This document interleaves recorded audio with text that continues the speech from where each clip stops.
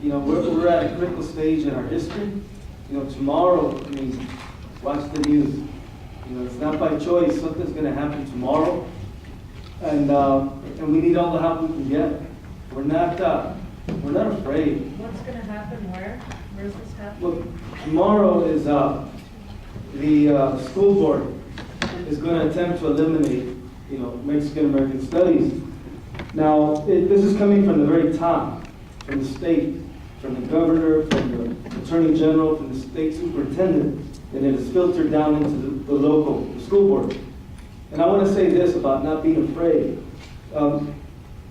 2 years ago, a bunch of youngsters ran, and I ran with them, from here, from Tucson to Phoenix in 119-degree heat. You know, and we did that in 2 days, and on the third day, we showed up to the state capitol, and they dropped, I was going to say they dropped the charges, they dropped the bill. But I skipped that because actually, that was the next thing I was going to say. When they signed that bill on May 11th, the next day, students from here took over, surrounded the TUSD, and then there were so many kids that they surrounded the entire block.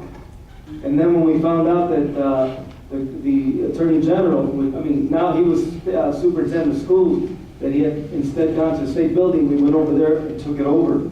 And I can tell you this, this is the truth. On my left was about a 12-year-old and then a 13-year-old. It was 15 of us that got arrested.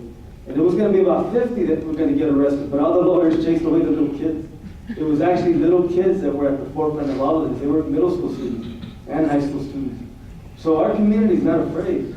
You know, and so now it's not about who is doing something or who's not. This is about an appeal.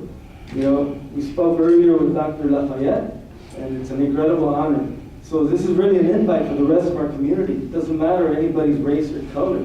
You know, this is an attack on education about this bill, but as everybody talks about Arizona, it's about what it means to be human. Even more than what it means to be an American. This is about what it means to be human.